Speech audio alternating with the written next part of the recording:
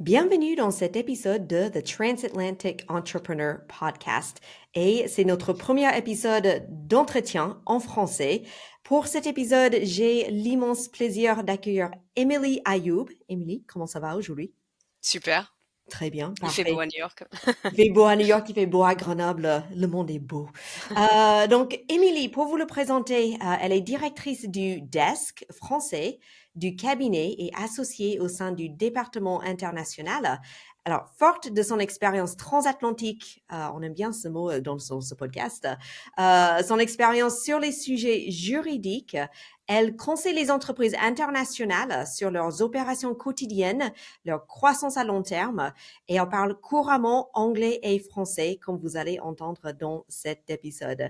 Elle maîtrise les complexités des transactions transfrontalières et elle fournit des conseils juridiques sur les fusions et acquisitions, les joint ventures et la création d'entreprises, ainsi que la rédaction et la négociation de contrats commerciaux. Donc, des sujets hyper importants quand vous vous lancez sur le marché américain. Alors, ses clients proviennent de divers secteurs, notamment la santé, le luxe, les cosmétiques, les biens de consommation et les entreprises technologiques et de tous les secteurs. Alors, Emily, elle a débuté sa carrière juridique dans les bureaux de Paris et de New York, d'un grand cabinet français. Et je l'ai invitée aujourd'hui pour parler de comment les entreprises françaises peuvent faire comme il faut, si on peut dire, au niveau de la loi pour réussir aux États-Unis. Emily, bienvenue dans le podcast et tu as le privilège, si on peut dire, d'être la première invitée en français. Alors, c'est assez ironique parce que tu es américaine, je suis américaine. On fait cet épisode en français, c'est le monde à l'envers. Mais bon, je pense que c'est un peu d'actualité, cette tendance dans le monde. Bienvenue. Et pour commencer, est-ce que toi, tu peux te présenter, nous raconter comment une Américaine à New York devient avocate francophone pour les entrepreneurs français aux États-Unis? Bien sûr, bien sûr. Merci beaucoup. Je suis ravie, c'est mon premier podcast. Donc je suis contente de le faire, dans ce contexte et avec toi Christina, Oh, vu, merci. tous les éléments en commun qu'on aura. Mm. Hem, donc moi j'ai grandi aux États-Unis, j'ai fait le français comme deuxième langue, Oui. pendant mes études et puis j'ai eu la chance de faire un accord d'échange, pendant mes études de fac, Mm. à Paris et à l'époque, c'était la grève de CPE. Oui. Donc je passais pas beaucoup de temps dans mes cours, D'accord, finalement. oui. Je passais plus de temps, dans les rues de Paris, profiter de Oui. Paris Oui. et j'ai eu de la chance, de rencontrer, quelqu'un qui est français, et qui finalement est revenu à New York avec moi. D'accord, oui. Hem et du coup, c'est en fait, je parlais beaucoup français avec lui. Mm. En plus, j'avais déjà prévu de faire mes études de droit à New York, Oui. donc j'ai continué le français à la maison et puis j'ai essayé d'intégrer le français dans mes études, et dans mes formations juridiques. Donc Oui. j'ai postulé pour un stage chez Gide, Mm. un grand cabinet français à Paris. Oui. Ça, c'était l'été 2009 et puis, je suis revenue à New York, après le stage. J'ai travaillé pour leur bureau de New York par la suite, Oui. et après que j'ai terminé mes études, j'ai intégré dans un cabinet boutique qui faisait, pareil, l'accompagnement des entreprises françaises, Oui. sur tous les sujets juridiques, mais on était un tout petit cabinet. Oui. J'ai passé 12 ans, exceptionnels dans ce cabinet. C'était une vraie formation, hem, comment dire?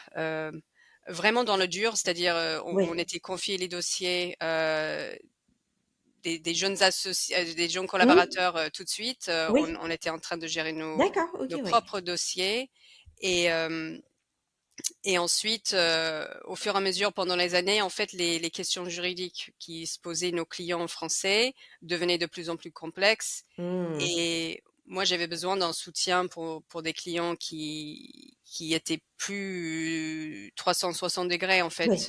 Hem et en même temps, Tarter Krinsky, ils cherchaient d'élargir leur, offre, sur le plan international Oui.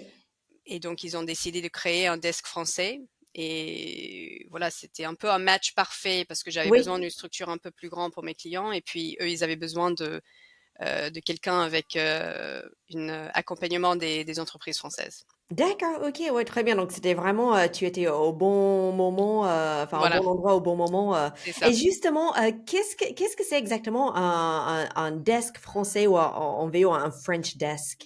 Alors, ça peut avoir plusieurs sens. Normalement, en fait, pour un cabinet américain, parce Mmh, que, juste pour être clair, Tarter Krinsky, c'est un cabinet, de droit américain. On oui, n'a pas de bureau ailleurs. On accompagne des entreprises, enfin, on va dire, on accompagne des entreprises sur les sujets juridiques américains, oui, mais le desk, français, en fait, l'idée, c'est de pouvoir traduire le monde juridique et même le monde, commercial américain oui, pour des étrangers. d'accord. Donc pour moi, c'est pas parce que c'est pas uniquement parce que je parle français, et je peux, Mmh, traduire des termes oui, juridiques, entre l'anglais et le français. C'est aussi pour pouvoir, anticiper des questions sur les questions juridiques. Parce que je mmh, sais que mes clients, ils ont leurs propres, idées oui, reçues du monde juridique français et comment les dire: «Bah, écoutez, en fait, aux États-Unis, c'est comme ça, oui. et c'est normal» et donc pour pouvoir, éviter les mauvaises communications et Oui. des malentendus. D'accord, OK, non, ouais, c'est super intéressant et en plus parce que, en fait, je dirais presque on fait alors je vais dire, on fait la même chose, pas du tout dans le même, domaine, je suis pas avocate, mais en fait, oui, toi, tu vas pouvoir vraiment dire: «OK, en France, au niveau de la loi et au niveau juridique, c'est comme ça, mais ici aux États-Unis, c'est comme ça» et du coup, tu vas leur expliquer comment éviter les erreurs, quand ils font justement ce chemin depuis la France vers les États-Unis, donc dans un nouveau système juridique. Ouais, Et nous, c'est ce qu'on fait aussi justement, mais plutôt pour tout ce qui est communication, marketing, vente, de dire, OK, en France, je sais qu'on fait comme ça, mais aux États-Unis, vous allez dans un nouveau monde avec des codes et des pratiques différents et il va falloir s'adapter. Donc, exactement. ouais, OK, très intéressant. Et donc là, j'ai vu sur LinkedIn, alors même si nous, on s'est rencontrés à New York au mois d'avril à la Maison de l'Occitanie, donc on fait une spéciale dédicace à Stéphanie à la maison parce que Coucou Stéphanie, salut si tu Stéphanie, écoutes. bisous. Donc vraiment un endroit très dynamique à New York. Si vous ne connaissez pas, je vous recommande vraiment de chercher la Maison de l'Occitanie. Donc on s'est Pareil. rencontrés là-bas dans une soirée dédiée à l'interculturalité. Et j'ai vu sur LinkedIn que tu as récemment accompagné la dernière promo du programme SaaSlander à New York. Oui. Alors, déjà, est-ce que tu peux juste nous dire en quelques mots, qu'est-ce que c'est ce programme SaaSlander? Ouais, qu'est-ce que c'est exactement? Alors, à la base, donc Business France, c'est organisé par Business France, donc Oui. enfin des Français, j'imagine, ils connaissent. Pour des Mmh. Américains, c'est une organisation, de commerce, rattachée au gouvernement français pour, promouvoir, les Français à Mmh. l'étranger, mais aussi pour promouvoir la France pour des étrangers. Donc ça marche Oui. dans les 2 sens, D'accord. inbound, outbound. Mmh. Et SaaSlanders, c'est un programme outbound, pour des entreprises, en tech, Oui. comme le nom évoque, Comme le nom indique, SaaS, oui, voilà, oui. hem et qui souhaitent justement, comprendre, s'ils veulent s'exporter aux États-Unis, Mmh. comment ils peuvent faire? Comment attaquer le marché, D'accord. américain? OK. Mais c'est vraiment dédié à ce secteur d'activité. D'accord. Ils sont présélectionnés et après, il y a toute une sorte de programme d'accélération pour eux, au niveau d'attaque de marché, Mmh. des rendez-vous et des visites, organisées et puis, il y a une préparation d'avant, une suivi d'après. Oui. Donc c'est très complet D'accord, OK, comme ouais. service, Et ouais. donc là, justement, toi, tu faisais des interventions en fait au niveau du juridique. Alors, qu'est-ce qui t'a marqué chez les fondateurs français que tu as rencontrés? Alors, soit en termes de préparation ou de justement blind spot juridique, peut-être les points qui n'ont pas pris en compte avant de venir assister à tes interventions. Donc, bah, déjà cette année, j'étais très, très impressionnée par la préparation et le profondeur d'expérience de chaque, Mmh. fondateur. Je pense Oui, que pour presque tout le monde, c'était peut-être leur deuxième entreprise qu'ils avaient déjà montée. d'accord. Hem, donc ils avaient déjà quand même des idées, enfin, ils étaient déjà préparés, une connaissance de base. Par contre, Oui, pas tous avaient des expériences aux États-Unis, donc oui, bien sûr. et puis les sujets changent. Donc pour moi, les nouveautés, même si on avait déjà une entreprise aux US, auparavant, Mmh. les nouveautés peuvent se trouver dans le domaine de sécurité des données, Oui. heu et tout ce qui est confidentialité en fait, qu'on n'a pas de RGPD aux Mmh, États-Unis. oui, La grande plupart de réglementations se passent au niveau de chaque État. oui, Tout le monde sait à peu près que la Californie a des complications, et des éléments très importants pour faire attention, mais personne, ne se rend compte en fait de tous les autres États où il pourrait y avoir des questions, juridiques sur oui. les données des personnes. Mmh. Hem Et deuxièmement, je pense que c'est peut-être pas, on a, enfin, les fondateurs, ils ont peut-être une connaissance un peu vague du Oui, fait que les États-Unis peuvent être, très litigieux. oui, Par contre, ça fait toujours du mal quand on reçoit notre première re plainte, pour un sujet, on tombe un oui, peu dans la chaise en disant: «Bah, c'est quoi ce truc?» oui. Et donc on essaie de les préparer sur les sujets classiques sur lesquels on peut se tromper et éventuellement avoir une Mmh. plante, en étant le site internet qui doit être en Oui. conformité avec, l'accessibilité des personnes, Mmh. handicapées, the Oui. Americans with Disabilities Act. Mmh. Souvent, ils ont préparé leur site internet avec un développeur français qui n'a aucune connaissance Oui. des réglementations, là-dessus.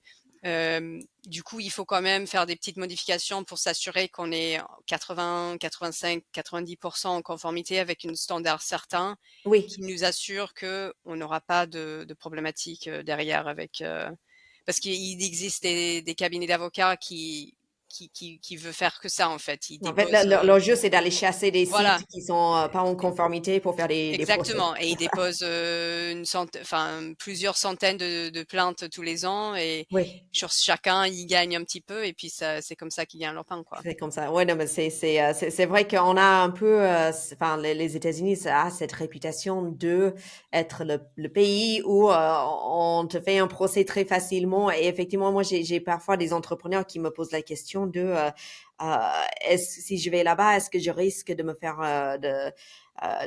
d'avoir un procès, comment je peux me protéger? Donc ça, Mmh, c'est bon à savoir que justement, sur ces questions-là, c'est quelque chose où tu vas pouvoir, expliquer, et prévenir en fait, mmh, ces problèmes en amont parce que c'est vrai que, mieux vaut, prévenir que guérir comme on dit c'est ça. et d'accord et donc est-ce qu'il y avait d'autres sujets, légaux, juridiques qui ont, surpris, les startups pendant, ce programme que tu as vu? Oui, un autre sujet qui est assez étonnant parfois, c'est le nom de réglementation sur le droit social américain Oui. et la complexité là-dessus.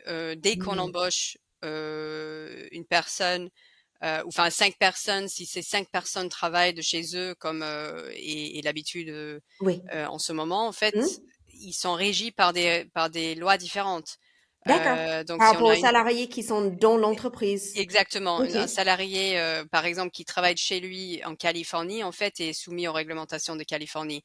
Un salarié qui travaille de chez lui de New York, on peut pas Mmh. appliquer, en fait, un régime, de droit social sur tout le monde si tout le monde travaille de ailleurs. C'était beaucoup plus D'accord. simple, quand on avait un bureau où, en Oui. fait, tout le monde exerçait leurs fonctions d'un seul bureau.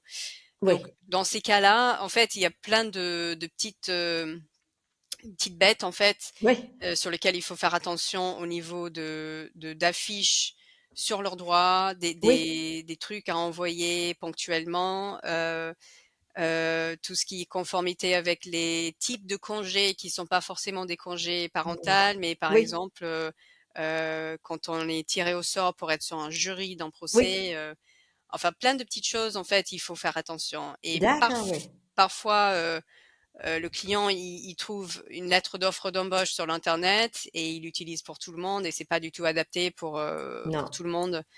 Euh, et Donc, puis ouais, c'est... Non, c'est intéressant. Et là, la partie, pour expliquer, parce que si les auditeurs, ils savent pas ce que c'est le jury duty, c'est voilà, qu'effectivement, aux États-Unis, en fait, c'est des procès parfois c'est le public, en fait, qui est le jury.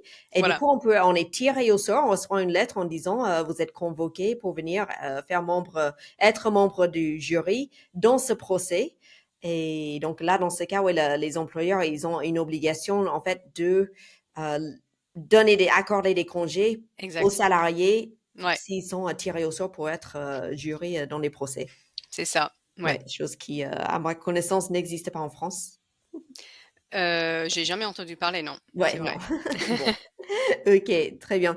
Et est-ce qu'il y avait peut-être, oui, on avait parlé de l'idée reçue qu'aux États-Unis, c'est un pays où on fait des procès très facilement. Est-ce qu'il y en avait d'autres que tu as dû déconstruire pendant cette session où les gens ils sont arrivés avec peut-être des idées toutes faites, des a priori? Bah, souvent, quand les clients, ils savent déjà que aux États-Unis, on n'a pas de concept de contrat, de durée, Hmm, indéterminée, oui, que l'emploi est at will, donc c'est vrai oui, qu'on peut licencier, les gens quand on veut oui. et ils peuvent partir, tout le monde est déjà au courant, en fait. Par contre, la complexité se fait dans la préparation en amont, justement parce que les employés peuvent être assez litigieux Hmm, s'il y a une perception des conditions de travail ou une situation des faits, etc., qui pourrait amener un argument de discrimination. d'accord. Et donc, on a enfin, des clients qui nous appellent en disant, bah oui, on a quelqu'un qui, bon, ils sont malades depuis plusieurs semaines, on a envie de les licencier, comment on peut Oui. faire? Et puis c'est compliqué en fait de leur expliquer que c'est pas si simple quand Hmm, on a déjà certaines faits qui se présentent, oui. euh, si jamais cet employé qui est licencié alors qu'il est malade va aller voir un avocat, bah c'est une Hmm, transaction très facile oui. pour lui en fait de s'en tirer. Donc c'est un peu cet équilibre-là. Est-ce que on prend le risque de se faire une lettre de demande par la suite par un avocat, Oui. ou est-ce qu'on essaie de se protéger avec l'employé, le garder un petit peu plus et trouver un Oui. autre moyen de le licencier? Est-ce que l'investissement au sein d'une petite structure Hmm, est suffisant? Enfin, est-ce qu'on a des ressources en fait de oui. se protéger comme on veut, ou est-ce qu'on prend le risque de le licencier Ouais, ouais, donc il y sans se a, ouais, préparer en fait? ouais, c'est ça. En fait, ouais, c'est vrai qu'on, il y a ce mythe que, et je pense que comme tu as dit, les gens ils savent qu'aux États-Unis, bah, on peut virer un salarié quand on est salarié, on peut partir, Mm. comme tu as dit, du jour au lendemain. Même, je pense que c'est pas exagéré de dire que tu peux arriver au travail et que ton boss il dit bah c'est fini et etc. Oui, oui. Mais c'est pas aussi facile. C'est pas comme tu dis, ok, tu es viré. Fin de l'histoire, la personne repart en se disant, ah, bah, c'est pas grave, mais de toute façon, aux Mince. États-Unis, le marché est dynamique, je vais trouver Voilà. autre chose. Non, Et c'est puis, l'inverse. Ouais. oui, c'est pas le monde des bisounours non plus. Non, Ouais. exactement. D'accord. Et justement, est-ce qu'il y a des étapes, enfin, des aspects juridiques qui sont souvent peut-être sous-estimés dans les premières étapes d'expansion aux États-Unis? Est-ce que ça peut être... moi, je pense par exemple aux coûts. Je pense que les coûts, alors que ça soit au niveau de la communication, du marketing, de l'installation, et Mm. j'imagine que aussi le juridique, c'est quelque chose qui est quasiment systématiquement sous-estimé. Mm. Est-ce qu'il y a d'autres aspects vraiment spécifiques à ton métier où tu vois que les fondateurs, ils, ils sous-estiment souvent? Ils sont de plus en plus mieux préparés, je dirais. OK, Et ce qui pourrait bien. être toujours surprenant, c'est qu'ils ont du mal en fait d'embaucher les bonnes personnes. Hmm, Et ils se trompent assez facilement en fait d'embaucher, même s'ils sont d'accord en fait d'embaucher un Américain, parce que ça c'est oui. l'autre bêtise que je vois, c'est que une entreprise française qui veut lancer les Hmm, affaires avec un Français aux US, qui le Français ne sait pas comment faire des affaires avec des Américains. Donc, si on veut Oui, avoir des Américains comme clients, il faut embaucher un Américain. oui, Mais de l'autre côté de la pièce, on peut dire, c'est que les Américains sont très très forts pour se vendre oui, et parfois je vois une boîte française qui est prête à payer un salaire mais incroyable à quelqu'un mm, qui enfin je- on se demande mais vous oui. êtes sûr c'est quand même vous connaissez Vous êtes sûr pas qu'il et vaut en ce fait le gars il prix-là? va travailler Oui, de chez lui en remote oui, euh, et puis donc ils mettent tout en c'est vrai qu'il faut enfin encore c'est toujours un équilibre il faut quand même oui, être prêt de payer quelqu'un qui pour oui. faire un bon travail mais c'est dur de trouver ces profils-là en fait Oui, donc oui. Et puis peut-être aussi, il faut, je pense que c'est pas un secret que les salaires aux États-Unis sont plus élevés en oui ça oui France. absolument Mais il faut peut-être pas non plus que justement un fondateur qui arrive en France, qui crée son entreprise, qui décide d'embaucher des Américains, euh, en fait, qu'il accepte n'importe quoi comme proposition de salaire de la part du candidat oui sous prétexte que ouais, mais de toute façon, je sais qu'ici c'est plus cher. Il faut quand même regarder oui et se renseigner sur qu'est-ce qui peut être un salaire raisonnable. Comme tu as dit, oui, si on veut des bons candidats, des talents qui ont des compétences, qui ont les connaissances, ça a un prix. Mm. Euh, mais faut quand même être sûr que le prix qu'on va payer est en adéquation avec le profil. C'est ça Ouais. Et comme tu as dit, les Américains sont très forts pour se vendre, donc ouais parfois il vaut mieux creuser un peu pour savoir si le prix est bon, si on peut dire. exactement Ouais. Alors, du coup, dans le programme SaaS Lander, alors, sauf si je me trompe et tu me diras, alors déjà, une question, on va confirmer ça. Est-ce que tu sais si ces entreprises, ils sont en stade early revenue ou est-ce qu'il y en a qui sont quand même bien développées? Euh, ah bah moi il y en avait certains qui étaient déjà bien développés en fait euh, j'étais comme je disais j'étais oui, étonnée en fait par le cette année ça fait plusieurs années en fait qu'on est sponsor de oui, Saslander et cette année ils étaient particulièrement matures les entreprises et puis ils avaient déjà connu un sorte de succès prouvé en France oui. et donc chacun avait leurs propres besoins. Il y en avait certains qui cherchaient même pas de levée de fonds, Hmm? ils étaient self-funded, ils cherchaient juste les contacts en fait pour pouvoir s'exporter sur le marché américain. Oui. D'autres, oui, qui cherchaient, enfin, qui étaient en train de lever les fonds. Oui. Euh, mais non, mais je pense que les revenus étaient déjà présents en fait sur la OK. plupart. Donc les revenus, ils étaient déjà présents. Par contre, l'expansion vers le marché américain, c'était peut-être ça la Exactement. nouveauté, en fait. C'était du Et scale-up en juste, fait. oui, OK. Et souvent, en fait, des entrepreneurs, ils me posent la question de, c'est quand le bon moment, en fait, pour venir aux États-Unis? Et peut-être si on regarde ça d'un point de vue juridique, Mm, à partir de quand faut-il envisager de structurer une présence US ouais. comme LLC ou autre? Mais c'est quand le bon moment de se dire, OK, je vais contacter Emily et on va voir comment on peut faire. Alors, euh, pour moi, en fait, c'est vraiment une question de. Il y a deux sujets. Premier sujet, c'est avec qui vous êtes en train de signer les contrats. J'ai pas de problème qu'une entreprise française signe des contrats avec un boîte américain. Enfin, Oui, pour moi, c'est le risque juridique si c'est deux, trois contrats comme ça. Je comprends que ça vaut pas le coup juste d'ouvrir une mm, filiale pour un ou deux contrats. oui, C'est plus une question d'optique. En fait, quand on a une entreprise américaine qui est en train de contracter, de oui, signer les contrats avec les grands groupes, ça donne quand même un air plus sérieux aux personnes en face mm, que la société est vraiment investie pour faire comme il faut faire. Ça donne vraiment une impression d'une entité globale oui, qui a déjà les activités peut-être aux États-Unis et qui cherche mm, et donc plus de visibilité, je dirais. oui, Et dans un d'autres points de vue plutôt juridiques et puis plutôt classiques, en fait, c'est au niveau de protection des actifs de la société mère. Donc, mm, on crée l'entité américaine justement pour pouvoir peut-être obtenir une meilleure couverture d'assurance Oui, qui nous est demandée par les contrats avec, qu'on signe avec nos partenaires américains, et oui. aussi de pouvoir contracter avec l'entité américaine pour justement limiter le risque juridique au niveau de l'entreprise américaine, pour pas que Hmm. ça remonte et que touche l'entreprise française.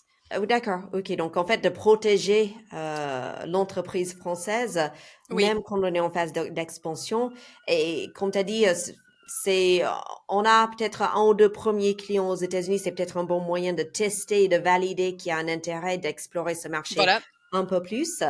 Et une fois qu'on a peut-être on peut les appeler un peu les early adopters, si on veut les appeler comme ça, ces premiers clients américains. mm, Bah, on confirme l'intérêt et c'est là où c'est le bon moment de se dire, OK, on va passer la seconde et on va vraiment structurer quelque chose aux États-Unis pour, comme tu as dit, plus de visibilité, plus de crédibilité. voilà. Ouais, OK. Non, très intéressant. Alors, justement, en parlant de contrats, je pense que les contrats en France et les contrats aux États-Unis, ça doit être assez différent, sauf si je me trompe, tu me Mm. diras. Mais est-ce que tu vois justement, enfin, quelles sont les différences que tu vois dans les conditions générales, les contrats commerciaux? Pour moi, la plus grande différence, en fait, le contenu souvent se trouve, on peut matcher en fait le contenu d'un contrat américain dans un contrat français. Les Oui. concepts juridiques restent assez commerciaux et du coup, on peut les rédiger d'une même manière. Mhm. Et c'est vraiment la formulation en fait qui est différente. Oui. Pour moi, les clauses qui posent le plus de problèmes, par exemple, juste quand une entreprise française reçoit le contrat type de leur partenaire américain, Oui. le clause qui va leur confondre le plus, c'est la limitation de responsabilité et Mm. le concept d'indemnification. Je sais pas, je crois même pas que ça se dit en français, Oui. indemnification. En OK, fait, oui. c'est l'obligation de chacun de rembourser dans le cas d'un défaut ou de Mm. dommages euh, quand les dommages sont causés par le faute de l'autre. D'accord.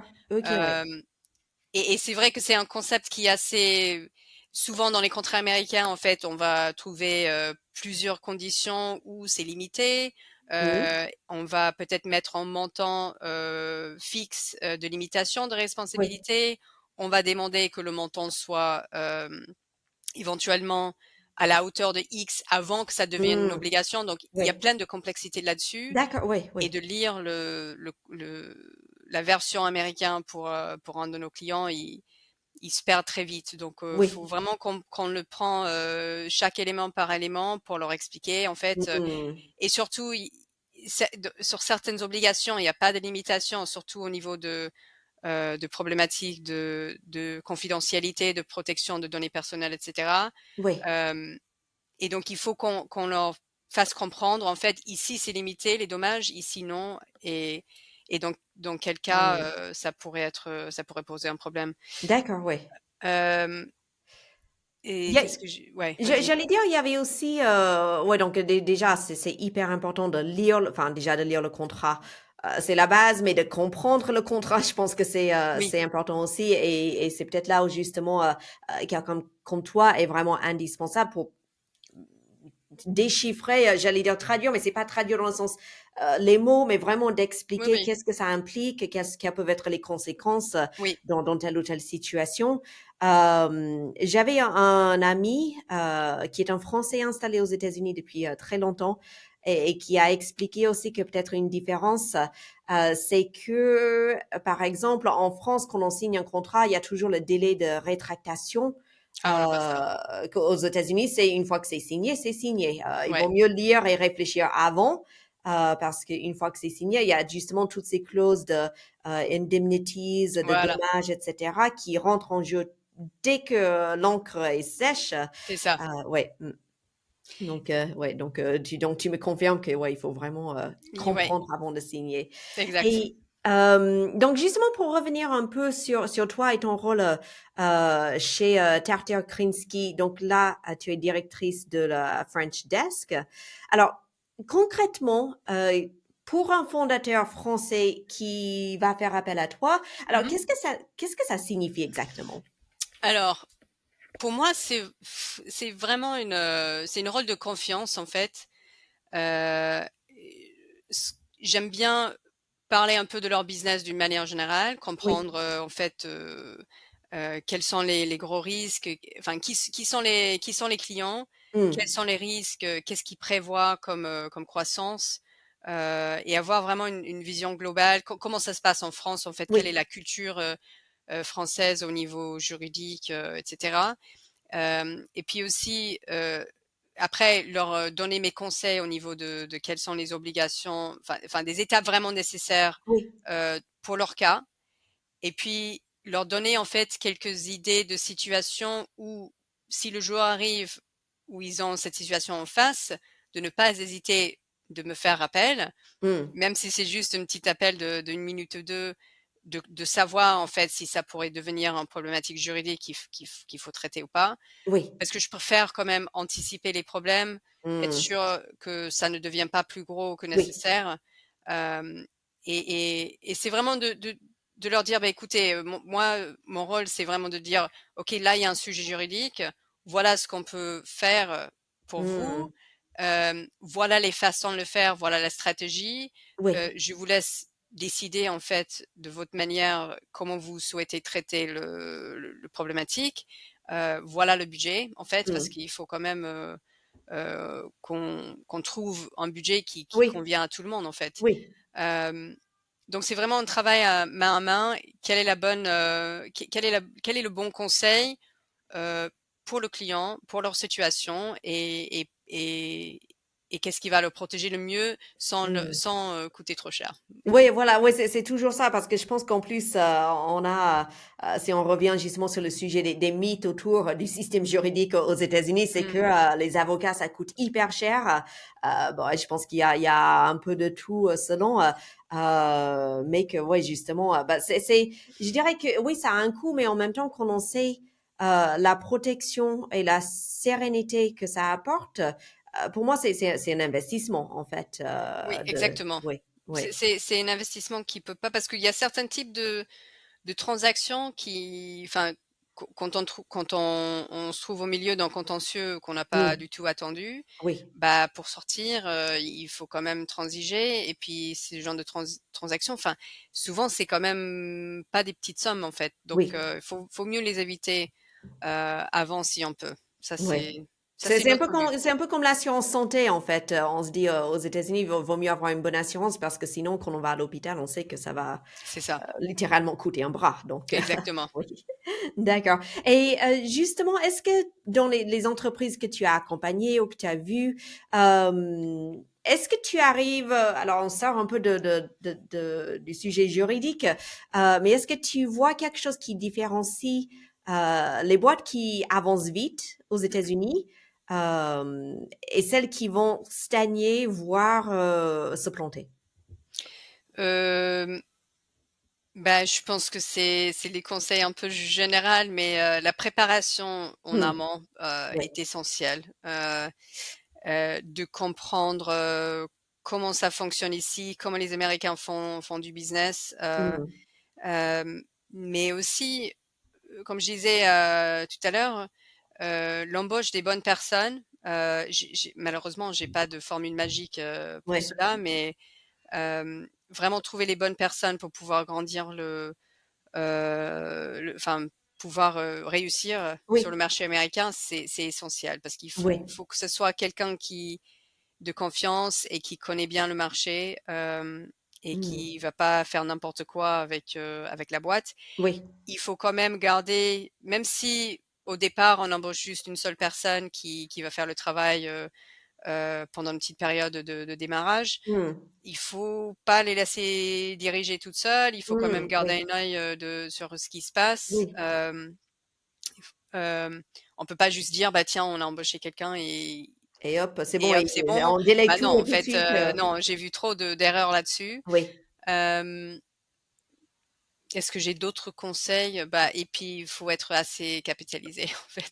oui, Faut avoir bien budgété, en fait, combien ça coûte. Oui, c'est ça, ouais, alors moi j'ai entendu il faut prendre le budget qu'on imagine et rajouter 30%. Je sais pas si c'est un bon benchmark ou pas, mais c'est ce que j'ai C'est un très bon entendu. benchmark, c'est un très bon Ouais, benchmark. bon. Alors, est-ce qu'il y a je sais pas si on peut dire des réflexes, des comportements entre guillemets très français, typiquement français. Est-ce qu'il y a des choses euh, qui en France ça pourrait passer en matière de droit, de procès, etc., Mmh. mais où ça va pas passer sur le marché américain et justement auquel les fondateurs ou les entrepreneurs qui vont sur le marché américain, il faut qu'ils fassent attention à ces points-là. Je trouve que le réflexe, c'est quand on est face à un litige, en fait, quand on a Mm. reçu, une lettre, enfin, plutôt une plainte d'un ex-employé ou éventuellement, quelqu'un qui n'est pas content de la façon dont on fait du Oui. marketing. Du coup, il se trouve le petit article machin dans l'État de Floride, Mm. voilà, vous m'avez envoyé un texto, et j'étais pas d'accord et puis voilà, voilà Oui. plainte. Heu, les Français, en fait, ils sont là: «Mais c'est quoi cette histoire? Non mais moi je vais batailler, ils ont tort, ça s'est pas passé comme ça» ou voilà, les faits qui Oui. démontrent que j'ai raison, Oui. mais en fait, ils comprennent, enfin ça leur met en fait longtemps de comprendre, de défendre un procès. Ça va Mm. coûter 5, 10 fois, 20 fois plus cher, Oui. juste pour démontrer qu'on a raison, que de Oui. transiger très rapidement, même si ça fait mal au cœur, que Oui. le procès est complètement nul. En fait, il Oui. y a rien derrière, c'est nul, c'est chiant, c'est Oui. sûr, C'est c'est vrai, horrible.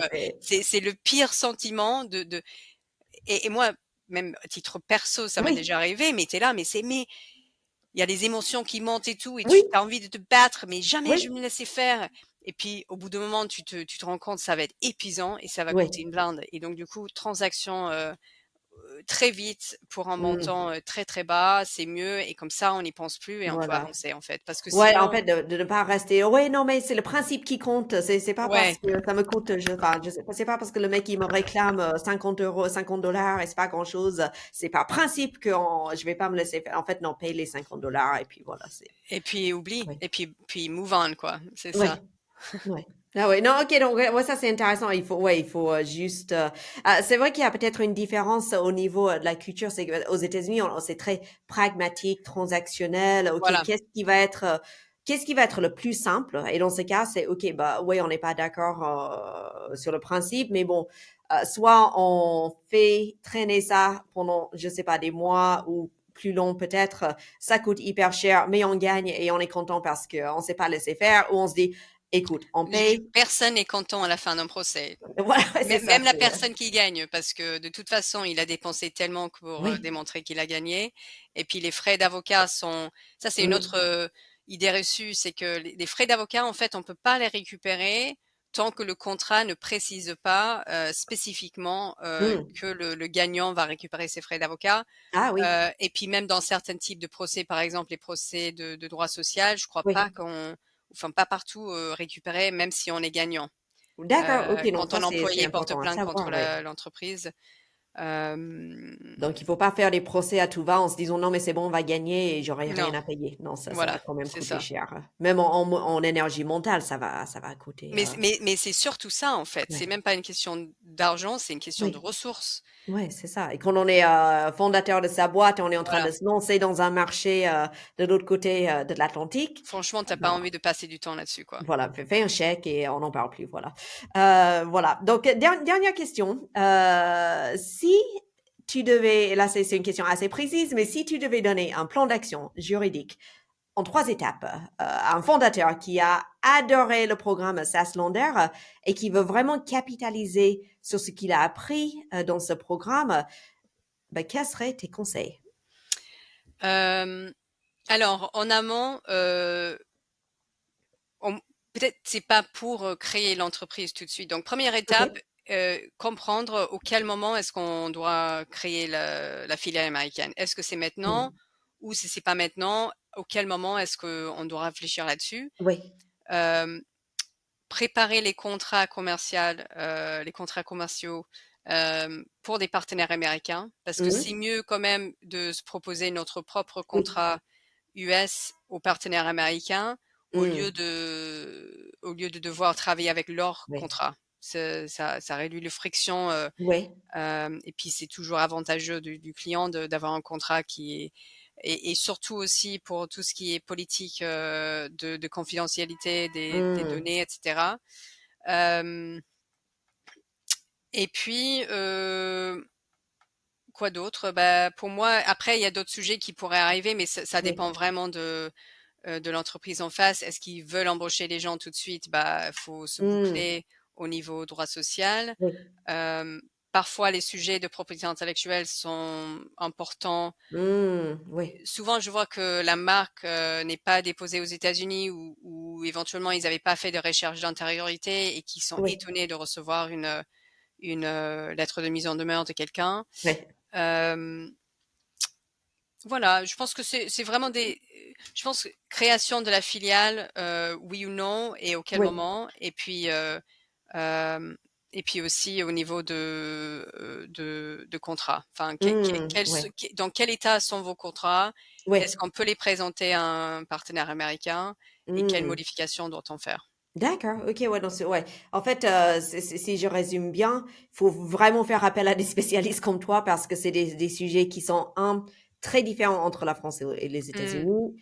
2 qui peuvent coûter très cher si on n'a pas fait comme il fallait, sur les différents sujets pour les différents États et cetera. Et 3, juste comme on s'est dit, ça permet d'avoir un certain niveau de sérénité, quand on va dans un pays, qui est réputé pour être un peu compliqué au niveau, juridique et mmh, cetera, qu'en gros, il vaut mieux vraiment être accompagné par quelqu'un dont c'est le métier et qui connaît ces différences, parce que même si, bien sûr, c'est un budget, je dirais que là, ça vaut largement l'investissement d'éviter des problèmes, plus oui, loin. Ouais, oui, absolument. top. Avant de terminer, est-ce qu'il y a une dernière chose que tu souhaites partager avec nous ou est-ce qu'on a fait le tour? Non, bah, en fait, je souhaite juste encourager des entreprises françaises de continuer à explorer le marché américain, hem, malgré, certaines, environnements politiques, global, parce Oui. que je trouve que la qualité des entreprises françaises est vraiment, très impressionnant pour Mmh. moi. Je sais que Oui, vous avez des bons éc des enfin, des très, très bonnes écoles d'ingénieurs en oui. France et donc du coup les produits et les idées qui sortent de la France sont incroyables. Oui, oui, on est d'accord. Il faut juste, faut que vous veniez, il faut chercher, faut attaquer le marché américain Mmh. et on est là pour ça. Top. Bah, merci beaucoup, Émilie. Alors, Merci à si toi. justement, bah, avec plaisir. Et si quelqu'un veut te contacter justement pour te poser des questions ou explorer comment tu peux les accompagner, quelle est la meilleure façon de rentrer en contact avec toi? Heu, les emails. Les Allez, mails, OK, top, voilà, OK. Et courriel. du coup, ce que je ferai, c'est, je mettrai le lien vers ton site, dans les notes, pour l'épisode. Si tu veux, je peux mettre ton mail ou sinon je pense qu'ils peuvent le trouver, sur le si je crois que sur le site, on le Sur trouve le site du assez cabinet, facilement. on le trouve, ouais, mais Ouais, n'hésite pas à le mettre, si tu veux. OK, top. Bah, merci beaucoup, Émilie. Vraiment un plaisir d'explorer les méandres du système juridique, des États-Unis, ou de l'État de New York avec toi et bah, bonne matinée, en fait, à New York parce que c'est Ouais, le c'est la matin là-bas où matinée. tu es. C'est toujours Bon, la matinée. Merci bon, bah, beaucoup. très bien. Merci beaucoup, allez, ciao. Ciao, à bientôt.